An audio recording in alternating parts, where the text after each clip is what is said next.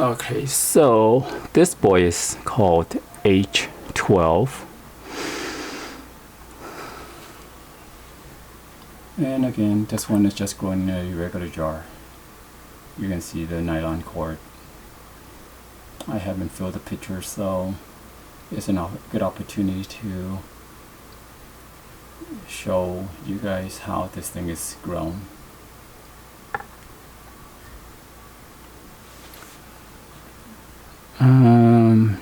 I do see a lot of pitchers developing, and again, if you allow many pitchers to develop, all you'll get is a bunch of little tiny pitchers. Although they do look, they're all adult size, not adult size. They all have adult features, but they're just tiny by comparison to their neighbors. So first, I guess what I'll do is I'll just try to kill 2 birds with 1 stone and inspect for dead foliage, disease, and remove at the same time. Let's see how that goes. So first off, I see all these little pitchers right here that needs to go. And then coming down here, right in this little nook, I see this pitcher right here that needs to go. Coming up here, I see this pitcher is going upside down, so if that goes, this pitcher, that goes. And then if you dig in here, you see a few more, so they'll go too. Okay, and if we further turn this way, well, look at here, a developing pitcher way inside the mass, and it's, despite it being overcrowded, it's developed quite well. So at this stage, I will leave it, but this one needs to go, and this one needs to go. And as you can see, I am just removing the growing tip, because if I try to follow the stem down, maybe I should just call it a pitcher stem, huh? No, I'll stick to the word petiole for now, until somebody corrects me in the comment. If I try to follow this green thing down to the bottom, and if I'm not careful, I could end up removing a neighboring stem that is connected to the base, and I may accidentally remove this guy, or this guy, or this guy, or this guy. That has happened to me so many times.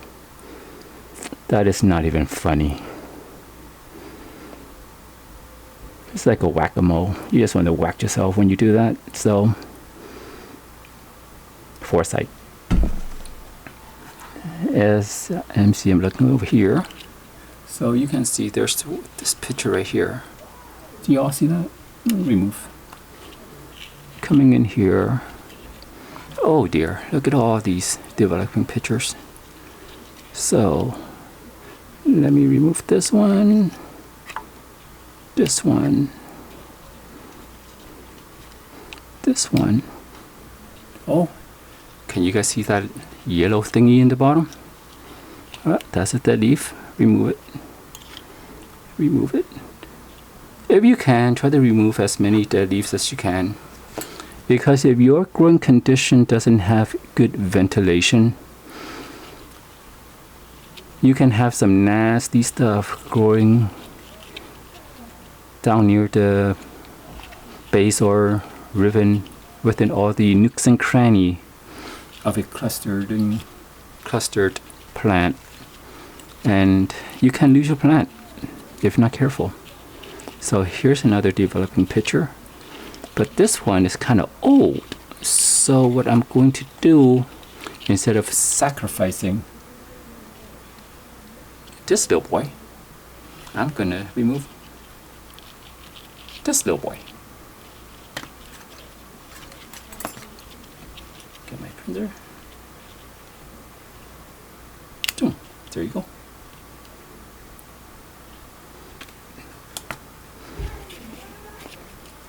And while I'm in here, I can see there's some dead leaf. More dead leaves.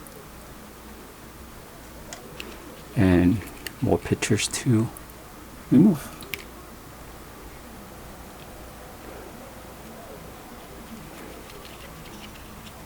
So here you can see a petal, but it's clear enough that I can trace to the stem and remove it. So now this little guy has room to grow. Oh, do you guys see something yellow? Yep. Do I see more yellow stuff? Yep.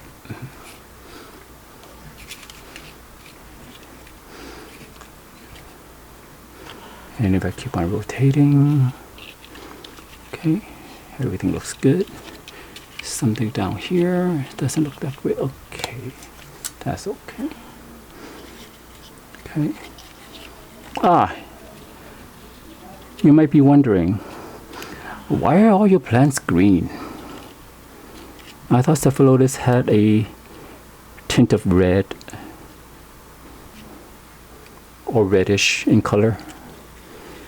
And the answer is light. If you put, now I grow all of my plants under very controlled conditions, under LED grow lights. And in my mind is, if they're growing great, leave them alone. If they're green, they're green. If I want them to turn red,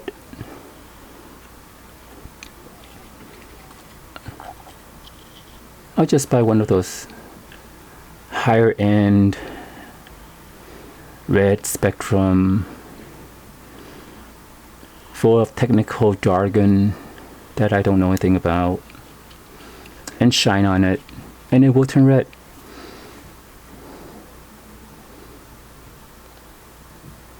Look at the picture on this website. I don't know what picture people call that, but it's the one that's next to the channel's name. See, that's a bright red picture, and that's one of the plants that was grown under those really high intensity lights that people use to grow sun-loving plants. And correct me if I'm wrong in the comments. When it plant produces red pigment because of stress, or very, very intense light. And I must admit, having a tinted red picture and peristome and the markings inside reddish burgundy is quite attractive. But for me, it's not necessary. I'm happy. I'm happy with you. Yeah, you're a pretty plant. So that's it for the manicuring that I can see. Now, let me fill my syringe with the nutrient solution and feed it a little. Let me see. I have this picture. 1, 2, 3, 4, 5. Let me put it this way so I know. Okay. So 1, 2, 3, 4, 5. Oh, and this one on top. So again, I'm listening for the water filling in the pitchers, so I know not to overfill. Again, not a big deal if you do. And I'll probably feed these 1, 2, 3. You see this? Oh, there you go. Overfill. No biggie. Here's an older pitcher. Maybe it'll die. And I'll remove it. And there you go. That's it for this one's weekly treatment. Thank you for watching and have a great day.